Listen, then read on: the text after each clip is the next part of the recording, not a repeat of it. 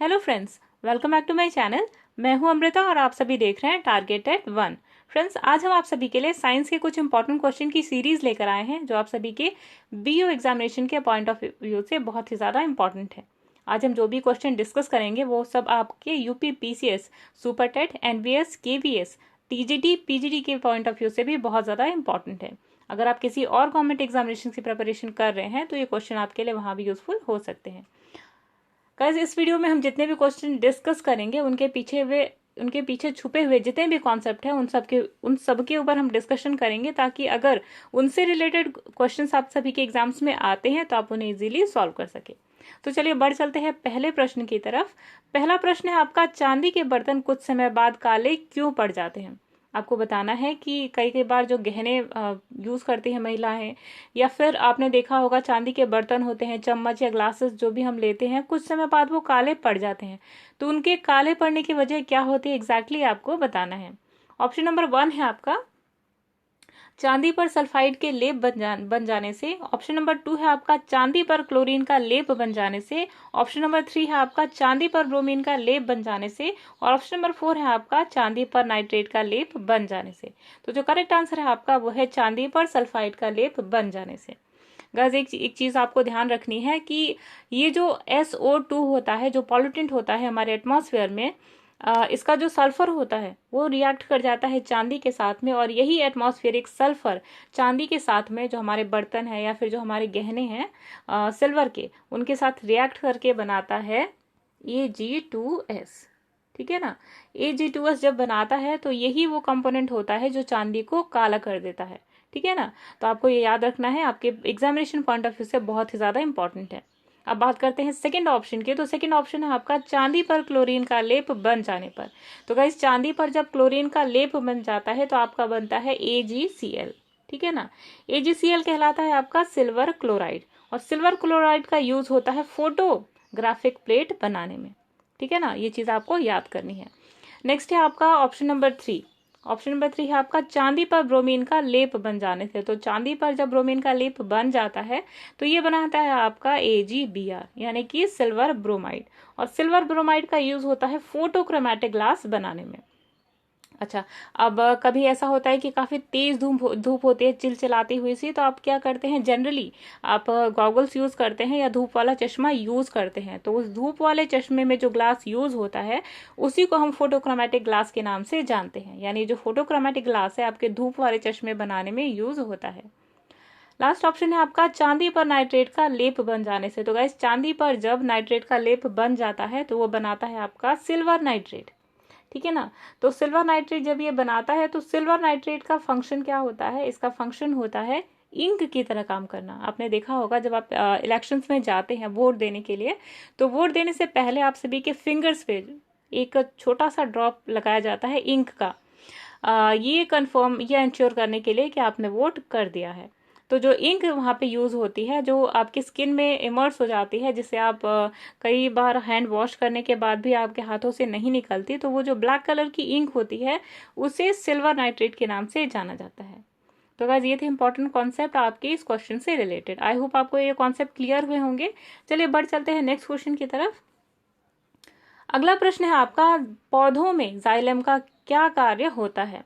आपको बताना है कि जो जाइलम है उसका फंक्शन क्या होता है पौधों में। ऑप्शन नंबर 1 है आपका, जल वहन करने में। ऑप्शन नंबर 2 है आपका, आहार वहन करने में। ऑप्शन नंबर 3 है आपका, लंबाई बढ़ाने में। और ऑप्शन नंबर 4 है आपका, चौड़ाई बढ़ाने में। तो जो करेक्ट आंसर है आपका वो है, जाइलम का कार्य होता है जल वहन करना।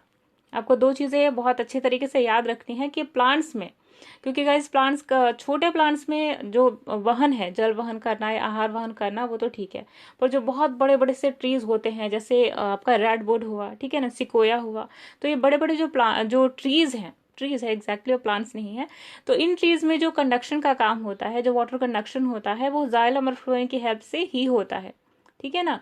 तो आपको ये बात याद रखनी है कि जो पानी का जो ट्रांसफर होता है वो करता है जाइलम। और अगर फ्लोएम की बात की जाए, एक टर्म होता है फ्लोएम, तो फ्लोएम आपका फूड मटेरियल्स का वहन करता है। अब आपको पता होना चाहिए कि प्लांट्स का फूड क्या होता है। तो प्लांट कंज्यूम करता है स्टार्च। ठीक है ना। कई कई बार सेलुलोज भी आपने देखा होगा कई सारे प्लांट्स में। तो ये जो जो आपका स्टार्च होता है या जो कार्बोहाइड्रेट होता है वही फूड होता है आपके प्लांट्स का, और इसको वहन करने का काम, इसको ट्रांसफर करने का जो काम है वो करता है फ्लोएम। ठीक है ना। लंबाई बढ़ाने की बात हुई तो गाइस लंबाई प्लांट हार्मोन्स के प्रेजेंस में बढ़ते हैं। अगर टिप की बात करी जाए तो प्लांट की टिप पे ऑक्सिन नाम का एक हार्मोन होता है जो प्लांट्स की टिप बढ़ाता है। गिबरलिन्स होते हैं, साइटोकाइनिन्स होते हैं, तो ये लंबाई, चौड़ाई, मोटाई बढ़ाने वाले हार्मोन्स पाए जाते हैं। तो प्लांट्स की लंबाई किसकी वजह से बढ़ती है? प्लांट हार्मोन्स की वजह से। हार्मोन्स जो है आपके जैसे इंसान में होते हैं, ग्रोथ हार्मोन होता है, ठीक है ना, फॉलिकल स्टिमुलेटिंग हार्मोन होता है, थायराइड हार्मोन होता है, तो कई सारे हार्मोन्स जैसे एनिमल्स में पाए जाते हैं, सिमिलरली वही हार्मोन्स उसी टाइप के प्लांट्स में भी पाए जाते हैं। ठीक है ना। लास्ट है चौड़ाई बढ़ाने में, तो चौड़ाई बढ़ाने से एक इंपॉर्टेंट कॉन्सेप्ट है जो आपके एग्जाम्स में आने की संभावना है। गाइस ये जो टिपिकल क्वेश्चंस है जो आपके एग्जाम्स में आते हैं कई बार, जैसे यूपी पीसीएस हुआ, आपका सुपर टेट हुआ, आपका ठीक है DSSS हुआ, एनीवेज हुआ, तो इनमें जो इंपॉर्टेंट क्वेश्चंस आते हैं जो यहाँ पे हमने मेंशन किए हैं वही सिलेक्टेड क्वेश्चंस। उनमें से क्वेश्चन आपका ये भी था कि आपके जो अगर आपके पास एक प्लांट है, एक ट्री है, तो आप जो प्लांट्स की जो ट्री होती है उसकी एज किस तरीके से फाइंड कर सकते हैं आप एक प्लांट को देखकर। तो गाइस आपने नोटिस किया होगा कि बड़े बड़े पेड़ के जब तने काटते जाते हैं तो उनमें कुछ इस टाइप्स की लकीरें बनती हैं, इस टाइप की। ठीक है ना। तो इन्हें, ये जो होते हैं आपके सेकेंडरी ग्रोथ की वजह से बनते हैं, और इन्हीं सेकेंडरी ग्रोथ की ये जो रिंग्स होती हैं, ठीक है ना, इन्हीं रिंग्स को काउंट करके हम प्लांट की एज पता करते हैं। जैसे आपको यहाँ पे दिखेगा कितने रिंग्स हैं, 1 2 3 4। इट मीन्स कि आपका जो पेड़ है वो 4 साल का है। ठीक है ना। तो इस तरीके से पौधे की चौड़ाई को देखकर उसकी एज का पता लगाया जाता है। ठीक है ना। चलिए बढ़ चलते हैं नेक्स्ट क्वेश्चन की तरफ। अगला प्रश्न है आपका, कोशिका का सबसे बड़ा कोशिकांग कौन सा होता है? आपसे पूछा जा रहा है कि सेल का सबसे बड़ा जो ऑर्गेनेल होता है, सेल ऑर्गेनेल कौन सा होता है? ऑप्शन नंबर 1 है आपका क्रोमोसोम, ऑप्शन नंबर 2 है आपका माइटोकॉन्ड्रिया, ऑप्शन नंबर 3 है आपका प्लास्टिस्ट, और ऑप्शन नंबर 4 है आपका गोल्जी बॉडी। तो जो करेक्ट आंसर है आपका वो है प्लास्टिड्स। गाइज इसमें भी एक चीज आपको बहुत माइन्यूटली चीजों को देखना है, क्योंकि एग्जाम में जो क्वेश्चन आता है वो किस तरीके से आप देख रहे हैं इस पे भी डिपेंड करता है। कई बार क्वेश्चन क्या पूछता है और आप आंसर क्या कर देते हैं। ठीक है ना। तो क्वेश्चन को आपको वहां पे बहुत माइन्यूटली नोटिस करना है। यहाँ पे जो आपसे पूछा गया है कि सबसे बड़े सेल ऑर्गेनेल के बारे में, यानी कि सबसे बड़े कोशिकांग के बारे में, तो अगर प्लांट और एनिमल सेल दोनों में देखा जाए, दोनों की लंबाई चौड़ाई अगर ऑर्गेनल्स की देखी जाए तो प्लास्टिड सबसे बड़े होते हैं। लेकिन अगर आपसे एनिमल सेल की बात करी जाए कि एनिमल सेल में कौन सा जो सेल ऑर्गेनल है जो सबसे बड़ा होता है, तो वहां पर होता है आपका न्यूक्लियस। न्यूक्लियस जिसे हम केंद्रक के नाम से जानते हैं, तो सबसे बड़ा जो है सेल ऑर्गेनल होता है एनिमल सेल में। ठीक है ना। तो ये कुछ इंपॉर्टेंट क्वेश्चन टर्म्स थे। क्रोमोसोम्स की बात करी जाए तो क्रोमोसोम्स का काम होता है हेरिडिटरी कैरेक्टर, यानी कि जो आपके अनुवांशिक गुण हैं आपके एंसेस्टर से, आपके पेरेंट्स से आप तक ट्रांसफर करना, फिर आपसे आपके आने वाली जनरेशन को ट्रांसफर करना, यही काम होता है क्रोमोसोम्स का। माइटोकॉन्ड्रिया की बात करी जाए तो माइटोकॉन्ड्रिया ग्लूकोज को तोड़कर एटीपी बनाता है। एटीपी फॉर्मेशन करना इसका फंक्शन होता है। कहाँ फॉर्मेशन होता है, कहाँ बनता है एटीपी, आपको पता होना चाहिए। तो ये हुआ आपका माइटोकॉन्ड्रिया। इसमें कुछ इस टाइप्स के स्ट्रक्चर होते हैं जिन्हें हम सिस्टर्नी के नाम से जानते हैं। इसके अंदर कुछ बल्ब लाइक ऑब्जेक्ट्स होते हैं जिन्हें हम कहते हैं F1 पार्टिकल्स। इन्हीं F1 पार्टिकल्स की हेल्प से एटीपी बनता है। और एटीपी होता क्या है? एडेनोसाइन ट्राइफॉस्फेट, एक एनर्जी गिविंग कंपोनेंट होता है, और इसके टूटने पर एनर्जी बनती है। ठीक है ना। इसी कारण, क्योंकि एनर्जी बनाता है, एनर्जी बनाने का एक सोर्स है, एक स्रोत है, तो हम माइटोकॉन्ड्रिया को जानते हैं power house of the cell के नाम से। ठीक है ना। अब लास्ट पर आते हैं। अब प्लास्टिड्स पे एक बात कर ली जाए तो गाइस प्लास्टिड्स होते क्या है? आपने देखा होगा कि कई सारे प्लांट्स में अलग अलग फ्लावर्स आते हैं, अलग अलग फ्रूट्स के अलग अलग कलर्स आते हैं। जो कलर्स होते हैं, कलर्स के लिए रिस्पॉन्सिबल होते हैं आपके प्लास्टिड्स, जिन्हें हिंदी में हम वर्णक के नाम से जानते हैं। तो ये जो आपका ग्रीन है, जैसे एप्पल हुआ आपका रेड कलर का दिखाई देता है। ठीक है ना। आपका टमाटर है वो आपका रेड कलर का दिखाई देता है, पत्तियां ग्रीन कलर की दिखाई देती हैं। तो all this are because of वर्णक, यानी कि प्लास्टिड्स। ये जो कलर्स आपको दिखाई देते हैं प्लास्टिड्स की वजह से होते हैं। ठीक है ना। और ये सबसे बड़ा ऑर्गेनेल होता है प्लांट सेल का। अगर गोल्गी बॉडी की बात करी जाए तो गोल्गी बॉडी को हम कहते हैं, गोल्गी बॉडी को हम जानते हैं ट्रैफिक पुलिस के नाम से। यानी कि सेल के अंदर जो इम्पोर्टेंट ट्रांसफर होता है कि पूरे सेल में कहाँ से कौन सी चीज जा रही है, कहाँ से कौन सी चीज आ रही है, ये सारी चीज देखना काम होता है कंट्रोलर का, और ये कंट्रोलर होता है आपका गोल्गी बॉडी। तो ये था इस क्वेश्चन से जुड़ा कुछ इंपॉर्टेंट कॉन्सेप्ट। चलिए अगले क्वेश्चन पे आते हैं। नेक्स्ट क्वेश्चन है आपका, कोशिका में आत्महत्या थैली के नाम से किसे जाना जाता है? ऑप्शन नंबर 1 है आपका न्यूक्लियस, ऑप्शन नंबर 2 है आपका राइबोसोम्स, ऑप्शन नंबर 3 है आपका गोल्गी बॉडी, और ऑप्शन नंबर 4 है आपका लाइसोसोम्स। तो गाइस, आत्महत्या की थैली के नाम से बहुत इजी क्वेश्चन है, और इसके पीछे जो क्या डिटेल्स है उसके बारे में हम अभी जानेंगे। तो जो आत्महत्या की थैली है उसे हम लाइसोसोम्स के नाम से जानते हैं, ठीक है ना। लाइसोसोम्स मीन्स क्या होता है? लाइटिक, यानी किसी भी चीज को तोड़ना, ठीक है ना। तो लाइसोसोम्स का फंक्शन क्या होता है? एंजाइम्स की सिक्रीशन करना, ठीक है ना। जैसे हम है इंसान, तो हमारी बॉडी में जो भी फूड मटेरियल होता है उसे डाइजेस्ट करने का काम करते हैं हमारे डाइजेस्टिव एंजाइम्स। सिमिलरली प्लांट्स के सेल के अंदर या किसी भी सेल के अंदर जो डाइजेस्टिव एंजाइम्स है वो सिक्रीट करता है आपका लाइसोसोम्स, ठीक है ना। तो क्योंकि जिस तरीके से हम इतने बड़े ह्यूमन बींग्स हैं, तो हमारे अंदर भी जो रेस्पिरेशन होता है, सर्कुलेशन होता है, एक्सक्रीशन होता है, तो यही सेम फंक्शन आपकी सेल के अंदर भी होते हैं। और हर सेल के अंदर अलग अलग कार्य करने के लिए अलग अलग ऑर्गेनल्स प्रेजेंट होते हैं। तो लाइसोसोम्स का फंक्शन होता है एंजाइम्स को सिक्रीट करना, ठीक है ना। चाहे वो आपका डाइजेस्टिव एंजाइम हुआ, कोई भी एंजाइम है, उसको सिक्रीशन आपका लाइसोसोम्स करता है, ठीक है ना। अब बात करी जाए न्यूक्लियस की, तो nucleus centre of the cell, या फिर आपका कहते हैं कि जो पूरी सेल का जो कंट्रोलर है, ठीक है ना, सेल का कंट्रोलर, सिर्फ आने जाने जो आपका जो मैटर ट्रांसफर हो रहा है सिर्फ उसका नहीं, क्योंकि वो मैटर जो आ रहा है जा रहा है, ठीक है ना, वो सारा कंट्रोल जो देखता है गोल्गी बॉडी करता है। पर पूरी सेल का, यानी कि गोल्गी बॉडी का भी जो कंट्रोलर है वो है आपका न्यूक्लियस। न्यूक्लियस सेल के सेंटर में पाया जाता है, डबल मेम्ब्रेनस स्ट्रक्चर से कवर्ड होता है, और इसी के अंदर पाए जाते हैं आपके क्रोमोसोम्स। और यस गाइस, एक चीज और आपको याद रखनी है कि प्रोकैरियोटिक सेल में आपका वेल विजिबल न्यूक्लियस नहीं होता। उसके अंदर क्रोमोसोम्स तो पाए जाते हैं, पर डबल मेम्ब्रेनस जो न्यूक्लियर मेम्ब्रेन है वो नहीं होती, और वहां पे न्यूक्लियस नहीं होता, ठीक है ना। तो क्रोमोसोम्स प्रोकैरियोटिक सेल में स्कैटर्ड, यानी कि फैले हुए होते हैं। अच्छा, अब राइबोसोम्स की बात करते हैं। तो राइबोसोम्स को हम प्रोटीन फैक्ट्री के नाम से जानते हैं। राइबोसोम्स कई सारे टाइप के होते हैं, 70S होता है, 80S टाइप होता है। तो राइबोसोम्स का फंक्शन होता है प्रोटीन का सिंथेसिस, ठीक है ना। प्रोटीन, यही राइबोसोम्स जब एंडोप्लाज्मिक रेटिकुलम के ऊपर लेयर्स की तरह एंडोप्लाज्मिक रेटिकुलम के ऊपर कहीं कहीं बिखरे हुए पाए जाते हैं, तो उस एंडोप्लाज्मिक रेटिकुलम को हम रफ एंडोप्लाज्मिक रेटिकुलम के नाम से जानते हैं। जबकि अगर किसी भी एंडोप्लाज्मिक रेटिकुलम में ये राइबोसोम्स नहीं होते, तो उन्हें हम स्मूथ एंडोप्लाज्मिक रेटिकुलम के नाम से जानते हैं। तो राइबोसोम्स जो है वह आपके प्रोटीन के साथ मिलकर प्रोटीन बनाते हैं, और किसकी हेल्प से बनाते हैं? ट्रांसफर आरएनए की हेल्प से। ट्रांसफर आरएनए जिसका शेप टी टाइप का होता है, और ये एक बार में 3 अमीनो एसिड्स को साथ में कैरी करता है, ठीक है ना। तो ये आपकी बात हुई राइबोसोम्स की। अच्छा, अब गोल्गी बॉडी पे आते हैं। तो गोल्गी बॉडी हमने अभी बात करी कि सेल के अंदर जो भी इंपॉर्टेंट ट्रांसफर होता है किसी भी एंजाइम का या किसी भी वेस्ट मटेरियल का, तो ये जो आपका ट्रांसफर हो रहा है, जो कंडक्शन हो रहा है, वो होता है काम देखना गोल्गी बॉडी का, ठीक है ना। तो ये थे कुछ इंपॉर्टेंट कॉन्सेप्ट आपके इस क्वेश्चन से रिलेटेड। नेक्स्ट क्वेश्चन पे आते हैं। आपका बहुत ज्यादा इंपॉर्टेंट क्वेश्चन है, कई बार आपकी यूपी पीसीएस में आपको इसी टॉपिक से आपको कितने सारे कॉन्सेप्ट मिलेंगे, आप यहाँ पर देखेंगे, और हर एक कॉन्सेप्ट आपके लिए बहुत ज्यादा इंपॉर्टेंट है, चाहे आपका कोई भी एग्जाम हो, ठीक है ना। तो चलिए क्वेश्चन पढ़ते हैं। नेक्स्ट क्वेश्चन है आपका, वर्णांधता नामक रोग में आंखों में पाई जाने वाली कौन सी कोशिका प्रभावित होती है? वर्णांधता, जिसे हम कलर ब्लाइंडनेस के नाम से जानते हैं।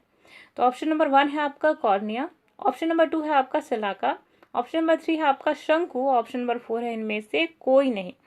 तो गाइस, आपको एक चीज ध्यान रखनी है कि वर्णांधता यानी जो कलर ब्लाइंडनेस होती है, उसमें आपकी ये कॉन्सेप्ट समझने से पहले आपको आई का स्ट्रक्चर समझना पड़ेगा। कि आई जो होती है आपकी स्फेरिकल शेप की होती है, ठीक है। ये जिसके अंदर, आंखों के अंदर ये जो आंखें हैं हमारी, एक ऑर्बिट, एक गोल सा कटोरा जैसा होता है हमारे स्कल के अंदर, तो उस कटोरे को हम ऑर्बिट के नाम से जानते हैं, और इसी ऑर्बिट के अंदर हमारी आंखें प्लेस्ड होती हैं, यानी रखी रहती हैं, ठीक है ना। यहाँ पे इसके बिल्कुल सामने का एरिया होता है जिसे हम कॉर्निया के नाम से जानते हैं, और यही कॉर्निया हमारी आंखों का ट्रांसफर होता है जब आई डोनेट करते हैं। यस गाइस, हमारी जो आईज है वो पूरी, ये पूरा स्ट्रक्चर आपका डोनेट नहीं होता, सिर्फ कॉर्निया डोनेट होता है, ठीक है ना। तो ये तो हुआ आपका इससे रिलेटेड कॉन्सेप्ट, ठीक है। शलाका क्या होती है? सेल्स होती हैं हमारी आईज के अंदर। ये जो कॉर्निया है इसके अंदर दो टाइप्स की सेल्स पाई जाती हैं, ठीक है ना। पहला है आपका रॉड सेल्स, ठीक है, और दूसरा है आपका कोन्स सेल्स, ठीक है। तो एक ट्रिक के माध्यम से आप इसको फंक्शन को इसके याद कर सकते हैं। आर जो होता है रिस्पॉन्सिबल होता है लाइट के लिए, यानी कभी कभी लाइट अगर अंधेरे में कट जाती है, या फिर लाइट आप ऐसे कमरे में जाते हैं जहाँ पर अंधेरा कम है, लाइट का सोर्स कम है, तो वहां पर आप जो थोड़ी मोड़ी चीजें देख सकते हैं, जो थोड़ा मोड़ा विजिबल आपको चीजें दिखती हैं, तो वो होती हैं आर सेल्स की वजह से, यानी कि रोड सेल्स की वजह से। अच्छा, अब सी सेल्स की यानी कि कोन सेल की बात करी जाए तो कोन सेल को हिंदी में शंकु सेल्स कहते हैं। तो जब भी आंखों में कलर सेल्स यानी कि जो आपकी सी सेल्स हैं, जब इनमें कुछ गड़बड़ी हो जाती है या फिर ठीक तरीके से डेवलप नहीं हो पाती, तब क्या होता है कि इंसान कलर देखने में सक्षम नहीं होता, ठीक है ना। उसको कलर के बीच में डिफ्रेंसिएशन नहीं समझ में आती है, भिन्नता समझ में नहीं आती है। तो ये जो है आपका सी सेल्स, यही कहलाते हैं आपके शलाका, ठीक है ना। तो आर रिस्पॉन्सिबल होता है आपका डिम लाइट में देखने के लिए, सी रिस्पॉन्सिबल होता है कलर ब्लाइंडनेस। ये जो कलर ब्लाइंडनेस है आपका, ये इसी सेल की कमी की वजह से या इसी सेल की कम विकसित होने की वजह से होता है, ठीक है ना। तो आपका ये जो आपका जो करेक्ट आंसर है वो है ऑप्शन नंबर 2, शलाका, ठीक है ना। नेक्स्ट क्वेश्चन है आपका गाइस, सॉरी गाइस, यहाँ जो आपका करेक्ट आंसर है वो आपका शंकु है, ठीक है ना। शंकु मीन्स कोन सेल्स, कोन मीन्स होता है शंकु, ठीक है ना। नेक्स्ट आपका इससे रिलेटेड कॉन्सेप्ट है जो आपको जानना जरूरी है, आपके एग्जामिनेशन पॉइंट ऑफ व्यू से इंपॉर्टेंट है, कि जो आईज होती हैं, आईज के अंदर जो इमेज है, यानी जब आप कोई चीज देखते हैं, आप एक झटके से भी कोई चीज देखते हैं, तो वो आपकी आंखों पे टिकता है 1/16 सेकेंड्स के लिए, ठीक है ना। नेक्स्ट इंपॉर्टेंट चीज है कि आपकी जो यूनिट होती है, जो आप लेंस वगैरह जो आप यूज करते हैं, लेंस की जो यूनिट होती है उसे हम डायोप्टर के नाम से जानते हैं। कई बार आपके रेलवे में पूछा गया है कि जो फोकल लेंथ होती है उसकी जो यूनिट है वो क्या होती है, तो वो है डायोप्टर, ठीक है ना। तो ये हुआ आपका कुछ इंपॉर्टेंट कॉन्सेप्ट। अच्छा, जब वर्णांधता यानी कलर ब्लाइंडनेस की बात आई है तो आपको पता होना चाहिए कि वर्णांधता एग्जैक्टली होती क्या है। कई बार लोग को लगता है कि कलर ना देख पाने की क्षमता, तो गाइस जो कलर ना देख पाने की क्षमता है वो सिर्फ 2 केसेस में होती है। या तो व्यक्ति रेड कलर नहीं देख पाता, या तो ग्रीन कलर नहीं देख पाता, या फिर दोनों को अगर एक जगह पे रख दिया जाए, छोटे छोटे अगर लाल और हरे धब्बे रख दिए जाए, एक ही जगह दिखा दिए जाए, तो जो पेशेंट है जो कलर ब्लाइंडनेस से पीड़ित है वो इन धब्बों के बीच में अंतर नहीं कर पाता, उसे नहीं समझ में आता है कि कहाँ पर लाल धब्बे हैं, कहाँ पे हरे धब्बे हैं। तो यही होती है आपकी वर्णांधता यानी कि कलर ब्लाइंडनेस, ठीक है ना। एक चीज और गाइज इंपॉर्टेंट है कि वर्णांधता होती कैसे है, होती है ये विटामिन ए की कमी से। जब विटामिन ए आपके बॉडी में कम होता है उसी की वजह से आपके होती है वर्णांधता, ठीक है ना, कलर ब्लाइंडनेस। और विटामिन ए जो है आपका, उसका नाम होता है, साइंटिफिक नेम है उसका रेटिनॉल, ठीक है ना। ये आपका ये आपकी एक ऐसी विटामिन है जो आपकी ग्रीन लीफी वेजिटेबल्स में पाई जाती है, गाजर में पाई जाती है, ठीक है ना, और प्रचुर मात्रा में साग में पाई जाती है। तो अगर आप साग खाते हैं, पालक खाते हैं या गाजर खाते हैं तो आपको इस चीज की प्रॉब्लम नहीं होगी, ठीक है ना। तो ये थे आपके कुछ इंपॉर्टेंट कॉन्सेप्ट। चलिए बढ़ चलते हैं नेक्स्ट क्वेश्चन पे। अगला प्रश्न है आपका, आरएनए का प्रमुख कार्य क्या होता है। आरएनए क्या होती है हमने कई बार डिस्कस किया है अपने क्वेश्चन की सीरीज में, तो यहाँ आपको बताना है कि आरएनए का कार्य क्या होता है। ऑप्शन नंबर 1 है आपका अनुवांशिक लक्षणों को ले जाना। ऑप्शन नंबर 2 है आपका प्रोटीन बनाने में सहायता करना। ऑप्शन नंबर 3 है आपका प्रतिरक्षा प्रणाली को मजबूत करना, और ऑप्शन नंबर 4 है आपका ऊर्जा का उत्पादन। तो जो करेक्ट आंसर है आपका वो है प्रोटीन बनाने में सहायता करना। हमने अभी डिस्कस किया था कि राइबोसोम्स को हम क्या कहते हैं, protein factory of a cell. तो प्रोटीन बनाने का काम कौन करता है? राइबोसोम्स करते हैं, और आरएनए हेल्प करता है उस प्रोटीन को बनाने में, ठीक है ना। अब अनुवांशिक लक्षणों को ले जाने का काम तो ये करता है डीएनए, ठीक है ना। प्रतिरक्षा प्रणाली को मजबूत करना, तो प्रतिरक्षा आपकी प्रणाली जो है उससे रिलेटेड है आपका थाइमस ग्लैंड, ठीक है ना। थाइमस ग्लैंड का फंक्शन होता है टी सेल्स को प्रोड्यूस करना, और यही टी सेल्स जब खराब हो जाती हैं तो आप एक बीमारी से इंसान ग्रसित हो जाता है जिसका नाम होता है एड्स, ठीक है ना। इम्यूनोडेफिशिएंसी जो इम्यूनोडेफिशिएंसी है उससे रिलेटेड है आपका एड्स, ठीक है ना। और एड्स का जो फुल फॉर्म होता है वो होता है एक्वायर्ड इम्यूनोडेफिशिएंसी सिंड्रोम, ठीक है ना। तो आपने देखा होगा कई बार अगर कि जो एड्स का पेशेंट होता है जब वो उससे अफेक्टेड होता है एड्स से, तो उसकी प्रतिरक्षा प्रणाली जब कमजोर हो जाती है तो वहां पर इंसान कई सारे रोगों से ग्रसित हो जाता है एक ही बार में, और उसी टाइम इंसान की कुछ समय के बाद मृत्यु हो जाती है क्योंकि वो रोगों से लड़ने की क्षमता उसकी खत्म हो चुकी है, ठीक है ना। ऊर्जा के उत्पादन की बात करी जाए तो ऊर्जा का उत्पादन होता है माइटोकॉन्ड्रिया के अंदर, और उसे कहा जाता है, क्या कहा जाता है? Power house of a cell, ठीक। तो ये थे कुछ इंपॉर्टेंट कॉन्सेप्ट आपके जो यहाँ से बनते हैं। अगले प्रश्न पे आते हैं, मानव शरीर की सबसे बड़ी कोशिका कौन सी है? तो ऑप्शन नंबर 1 है आपका मादा अंडाणु, ऑप्शन नंबर 2 है आपका न्यूरॉन, ऑप्शन नंबर 3 है आपका स्पर्म, और ऑप्शन नंबर 4 है आपका ऑस्ट्रिच का अंडा, ठीक है ना। तो जो करेक्ट आंसर है आपका वो है मादा अंडाणु, ठीक है ना। तो मादा अंडाणु यानी जो फीमेल एग होता है वो एक ह्यूमन बीइंग की बॉडी का सबसे बड़ा सेल माना जाता है। अच्छा, अगर आपसे कहा जाए कि दुनिया की सबसे बड़ी सेल कौन सी है, तो वो होती है ऑस्ट्रिच एग का सेल, यानी ऑस्ट्रिच की एग की जो सेल होती है वो सबसे बड़ी विश्व में मानी जाती है। लेकिन अगर इंसान के शरीर की बात करी जाए तो वहां पर होती है मादा अंडाणु। अब न्यूरॉन्स की बात करी जाए तो न्यूरॉन्स सबसे लंबी सेल होती है हमारे शरीर की, सबसे लंबी की अगर बात करी जाए। अगर यही क्वेश्चन थोड़ा सा हट कर आता आपके सामने और कहा जाता कि हमारे शरीर की सबसे बड़ी कोशिका कौन सी होती है, तो वहां पर आपको बताना है न्यूरॉन, ठीक है ना।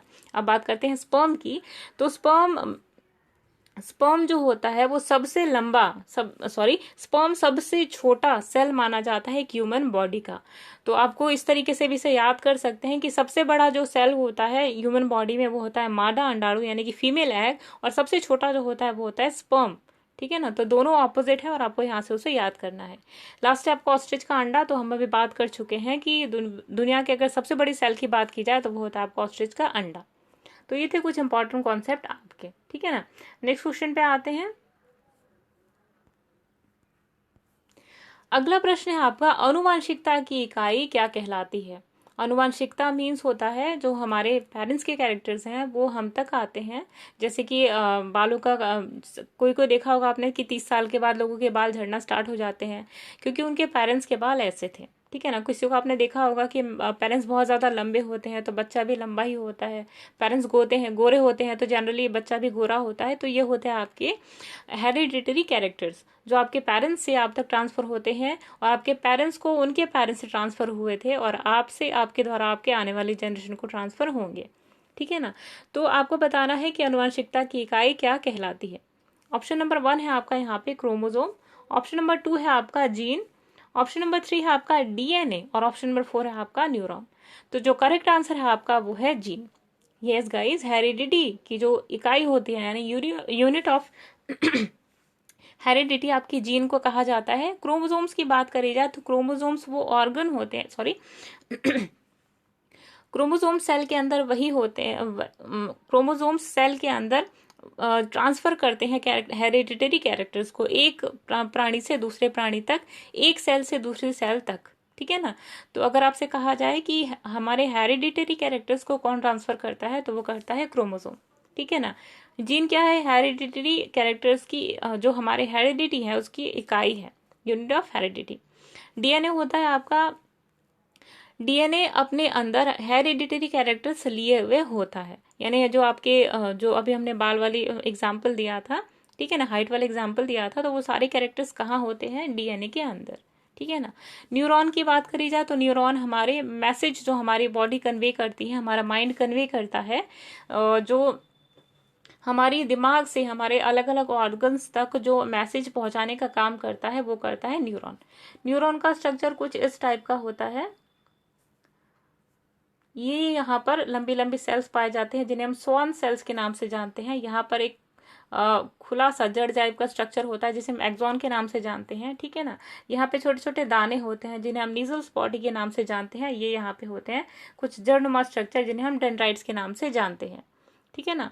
तो ये जो होते हैं इन्हें हम न्यूरॉन्स कहते हैं। ये जो सेल आपको दिख रहे हैं न्यूरॉन्स कहते हैं इसे हम, और ये हमारे शरीर की सबसे लंबी कोशिका के रूप में जानी जाती है, ठीक है ना। और इसका काम होता है हमारी ब्रेन से हमारी बॉडी ऑर्गन्स तक सारे इंपॉर्टेंट मैसेज को पहुंचाना। फॉर एग्जाम्पल, आप चाय बना रहे हैं और गलती से आपके हाथ पे चाय गिर गई। दैट टाइम हमारा ब्रेन क्या करता है, हमारा ब्रेन हमारे बॉडी ऑर्गन्स को मैसेज देगा कि अपना हाथ पीछे खींचो, और तब हम with in a few seconds के, आपको 1 सेकेंड भी नहीं लगते, और आप अपना हाथ पीछे खींच लेते हैं। तो ये जो काम है वो न्यूरॉन करता है, ठीक है ना। चलिए नेक्स्ट क्वेश्चन पे आते हैं। नेक्स्ट क्वेश्चन आपका, लाइसोजाइम एंजाइम कहाँ पाया जाता है। आपको बताना है कि लाइसोजाइम जो एंजाइम है वो कहाँ से स्रावित होता है, निकलता है, या फिर कहाँ पाया जाता है। ऑप्शन नंबर 1 है आपका मुख गुहा यानी कि मुंह यानी कि माउथ। ऑप्शन नंबर 2 है आपका आंत यानी कि इंटेस्टाइन। ऑप्शन नंबर 3 है आपका स्वेद ग्रंथि, और ऑप्शन नंबर 4 है आपका आमाशय। तो जो करेक्ट आंसर है आपका वो है ऑप्शन नंबर 1, ठीक है ना।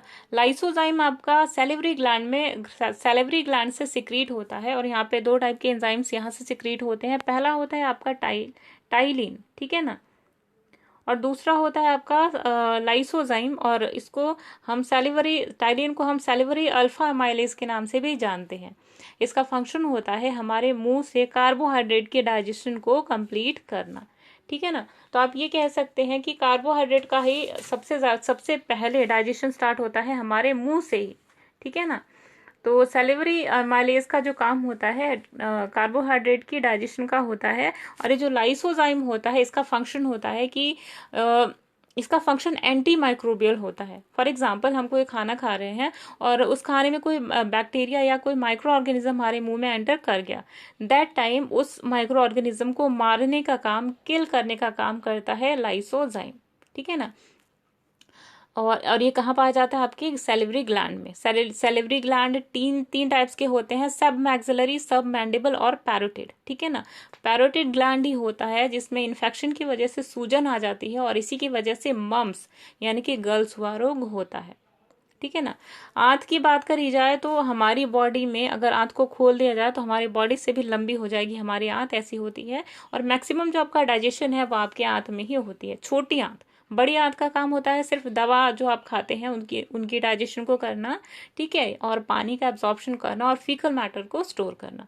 ये फंक्शन होता है आपकी बड़ी आंत का। जबकि मैक्सिमम जो आपका डाइजेशन का काम है वो आपका आमाशय यानी कि स्टमक और इंटेस्टाइन, छोटी इंटेस्टाइन यानी कि स्मॉल इंटेस्टाइन करती है। स्वेद ग्रंथि आपने देखा होगा, हमारी बॉडी के अंदर जो ब्लैक हेड्स हो या व्हाइट हेड्स हो जाते हैं वो क्यों होते हैं। जब हमारी बॉडी से कोई टॉक्सिक सब्सटेंस या फिर हमारी बॉडी से जो वैक्स लाइक सब्सटेंस निकलते हैं, जो गर्मियों में आप देखेंगे कि आपकी स्किन एकदम स्मूथ नजर आएगी, लेकिन सर्दियों में क्या होता है, यही आपकी स्मूथ स्किन के ऊपर आपको बॉडी लोशन अप्लाई करना पड़ता है। ऐसा क्यों होता है गाइस? इसलिए क्योंकि ये जो श्वेत ग्रंथि है सर्दी के कारण सिकुड़ जाती है और बंद हो जाती है। गर्मियों में यही श्वेत ग्रंथि जब खुल जाती है तो हमारी बॉडी में जो वैक्स की लेयर है वो हल्की सी पाई जाती है। इस वजह से गर्मियों में हमारी बॉडी बिल्कुल स्मूथ और स्लिपरी सी नजर आती है।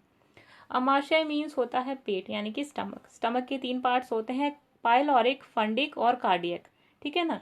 तो जो अमाशय है आपका ये आपका मैक्सिमम डाइजेशन होता है इसी में, और इसी के अंदर HCl यानी कि हाइड्रोक्लोरिक एसिड सिक्रीट होती है, जिससे कि जो लाइसोजाइम का फंक्शन है सिमिलरली वही फंक्शन हमारे पेट में HCl का होता है, एंटी माइक्रोबियल फंक्शन। यानी कि बाय द वे अगर कोई ऐसा माइक्रो ऑर्गेनिज्म आया जो लाइसोजाइम से बच के तो निकल गया, लेकिन जब वो पेट में एंटर कर गया तो वहां पर HCl आपकी उसे गला देगी, मार देगी, ठीक है ना। क्योंकि HCl जो होती है बहुत ज्यादा खतरनाक होती है। जब आप इसे अपनी स्किन के ऊपर गिरा देंगे तो आप स्किन आपकी जल जाएगी। अच्छा, ऐसा क्यों होता है कि जब आपके बॉडी के अंदर, आपके पेट के अंदर इतनी भयंकर एसिड रिलीज होती है, दैट टाइम आपका पेट जलता नहीं? क्यों ऐसा होता है? ऐसा इसलिए होता है गाइस क्योंकि आपके जो पेट होता है आपका जो स्टमक होता है, ठीक है ना, उसके अंदर एक लेयर हो जाती है म्यूकस की। यही म्यूकस लेयर आपकी बॉडी से आपके स्टमक की जो नाजुक टिश्यूज है उनसे कांटेक्ट में नहीं आने देती है HCl को, और इसी वजह से आपका पेट जो है उसके अंदर घाव नहीं बनता, आपके पेट के अंदर कोई भी इंजुरी नहीं होती HCl से, ठीक है ना। तो ये थे इससे जुड़े हुए कुछ इंपॉर्टेंट कॉन्सेप्ट। नेक्स्ट क्वेश्चन पे आते हैं। अगला क्वेश्चन है आपका, वसा के पाचन की शुरुआत कहाँ से होती है, यानी कि आपका जो फैट का डाइजेशन है वो कहाँ से होता है, ये आपको बताना है। ऑप्शन नंबर 1 है आपका मुख गुहा यानी कि माउथ। ऑप्शन नंबर 2 है आपका ग्रास नली। ऑप्शन नंबर 3 है आपका आमाशय, और ऑप्शन नंबर 4 है आपका छोटी आंत यानी कि स्मॉल इंटेस्टाइन। तो जो आपका फैट का डाइजेशन है वो स्टार्ट होता है आपके आमाशय से यानी कि आपके स्टमक से। तो correct answer is option number 3 यानी कि आमाशय, ठीक है ना।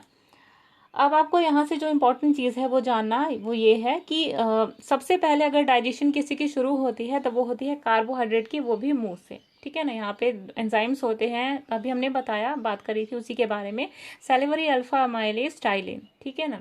और आपका लाइसोजाइम होते हैं जो आपकी कार्बोहाइड्रेट की डाइजेशन के लिए रिस्पॉन्सिबल होते हैं। पर क्योंकि एक बार यहाँ पे हमारे माउथ के अंदर कार्बोहाइड्रेट की डाइजेशन स्टार्ट हो चुकी होती है, इस कारण जो नेक्स्ट डाइजेशन है कार्बोहाइड्रेट की वो होती है आपके नेक्स्ट लेवल पे, आपके पेट में बिल्कुल नहीं होती, ठीक है ना, और ना ही ईसोफेगस में।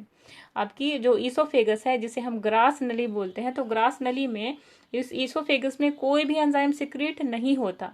ये सिर्फ आपके फूड को पैसेज देती है, रास्ता देती है, ठीक है ना। तो जो आपका डाइजेशन है कार्बोहाइड्रेट का वो मुंह से स्टार्ट होता है, जबकि आपकी फैट का डाइजेशन स्टार्ट होता है पेट से यानी कि आमाशय से, ठीक है ना। और आमाशय में आपका यानी कि पेट में कोई भी कार्बोहाइड्रेटिक डाइजेशन नहीं होती। ये चीज़ बहुत इंपॉर्टेंट है और आपको याद रखनी है। अगर आपसे पूछा जाए कि कार्बोहाइड्रेट के डाइजेशन क्या स्टमक में होती है और क्या कार्बोहाइड्रेट डाइजेशन जो करने वाले एंजाइम्स है क्या हमारे आमाशय से यानी कि पेट से सिक्रीट होते हैं, तो गाइज नो, आपको जो कार्बोहाइड्रेट का डाइजेशन है वो मुंह से स्टार्ट होता है, बट आपके स्टमक में नहीं होता कोई भी कार्बोहाइड्रेटिक डाइजेशन, ठीक है ना। यहाँ पे सिर्फ प्रोटीन की डाइजेशन होती है और फैट की। तो फैट होता है आपकी एक पेट में एक एंजाइम पाया जाता है जिसे हम गैस्ट्रिक लाइपेज कहते हैं। तो यही गैस्ट्रिक लाइपेज आपके फैट के डाइजेशन के लिए रिस्पॉन्सिबल होता है, ठीक। अब बात करी जाए छोटी आंत की, तो छोटी आंत की हाइट होती है ऑलमोस्ट आपकी 7 मीटर्स के करीब में, सॉरी 5 to 7 मीटर्स के अराउंड में होती है, जो इतनी ज़्यादा कॉइल्ड होती है, इतनी ज़्यादा एक दूसरे से मिक्स होती है कि अगर आप उसे खोल दे तो हमारी हाइट के भी ऊपर वो चली जा सकती है, ठीक है ना। और छोटी जो आंत है उसी में दो इंपॉर्टेंट ऑर्गेनल्स जो होते हैं, हमारी इंपॉर्टेंट बॉडी के ऑर्गन्स, एक लिवर और एक पैंक्रियाज, दोनों डाइजेस्टिव इंपॉर्टेंट जूसेस हमारी छोटी इंटेस्टाइन में ही, छोटी आंत में ही स्रावित करते हैं, ठीक। और जो आपका लीवर है वो कोई भी डायरेक्ट एंजाइम आपकी बॉडी में आपके पेट में छोटे इंटेस्टाइन में सिक्रीट नहीं करता। वो अपना जो एंजाइम है इंपॉर्टेंट डाइजेस्टिव एंजाइम, वो छोटा सा स्ट्रक्चर होता है गॉल ब्लैडर जिसे कहते हैं। पहले लीवर अपने इंपॉर्टेंट डाइजेस्टिव एंजाइम्स को इस गॉल ब्लैडर में स्टोर करता है, और यहाँ से जब डाइजेस्टिव जूसेस की ज़रूरत होती है तब ये गॉल ब्लैडर सिकुड़ जाता है, और सिकुड़ने की वजह से ही क्या होता है, ये जो एंजाइम है वो चला जाता है आपके स्मॉल इंटेस्टाइन में, ठीक है ना। तो ये यहाँ थे आपके कुछ इंपॉर्टेंट कॉन्सेप्ट। अगले प्रश्न पे आते हैं। नेक्स्ट क्वेश्चन है आपका, एंटीबॉडी और एंटीजन का अध्ययन क्या कहलाता है, ठीक है ना। यानी कि जो एंटीबॉडी और एंटीजन का जो स्टडी करते हैं उसको हम एक टर्म्स के रूप में जानते हैं, और कौन सा वो टर्म है ये आपको बताना है। ऑप्शन नंबर 1 है आपका हिस्टोलॉजी, ऑप्शन नंबर 2 है आपका साइटोलॉजी, ऑप्शन नंबर 3 है आपका मायोलॉजी, और ऑप्शन नंबर 4 है आपका सॉरोलॉजी। तो जो करेक्ट आंसर है आपका वो है यहाँ पर सॉरोलॉजी। सॉरोलॉजी मीन्स होता है ऐसी स्टडी जो आपकी एंटीबॉडी और एंटीजेंस की स्टडी से रिलेटेड होती है, ठीक है ना। अच्छा, अब ये जो छोटे छोटे टर्म्स है उनको याद कर लेते हैं। हिस्टोलॉजी मीन्स होता है स्टडी ऑफ टिश्यूज, जो टिश्यूज होते हैं आपके बॉडी में, ऊतक की जो अध्ययन होती है वो हिस्टोलॉजी कहलाती है। साइटोलॉजी मीन्स होता है सेल की स्टडी, यानी कोशिका अध्ययन आपका कहलाता है साइटोलॉजी।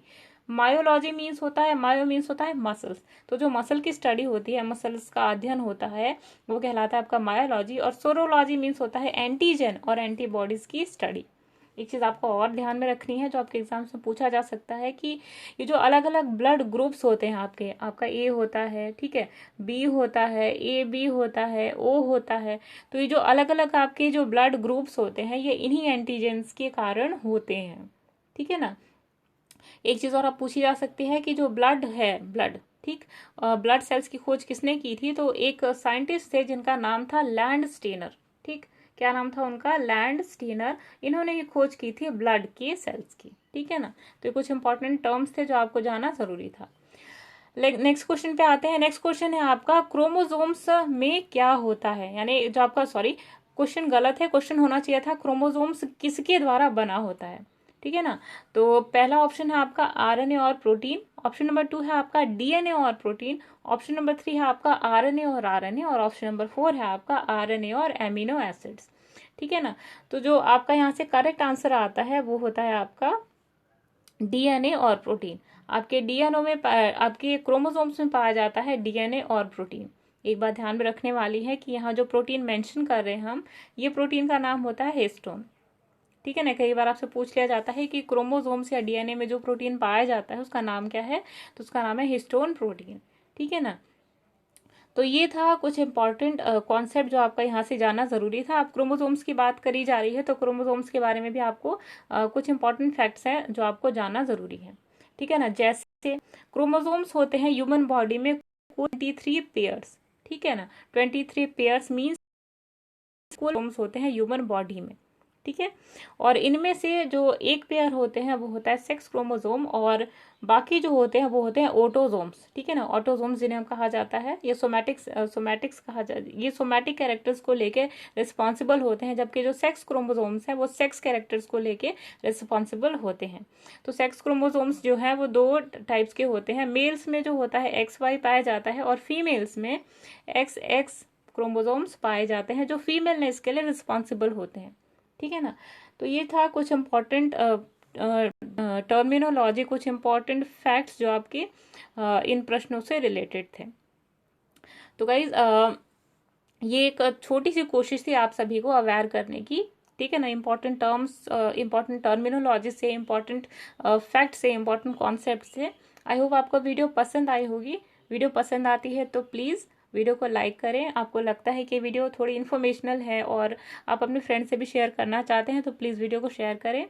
चैनल अगर अच्छा लगता है तो प्लीज़ सब्सक्राइब करें और नोटिफिकेशन बेल को प्रेस करना बिल्कुल भी ना भूलें, जिससे कि आप हमारी वीडियोस की लेटेस्ट अपडेट ले सकें, ठीक है ना। तब तक के लिए अमृता को दीजिए इजाज़त। मिलते हैं कुछ और इम्पॉर्टेंट इंटरेस्टिंग फैक्ट्स के साथ नेक्स्ट वीडियो में। तब तक के लिए बाय बाय।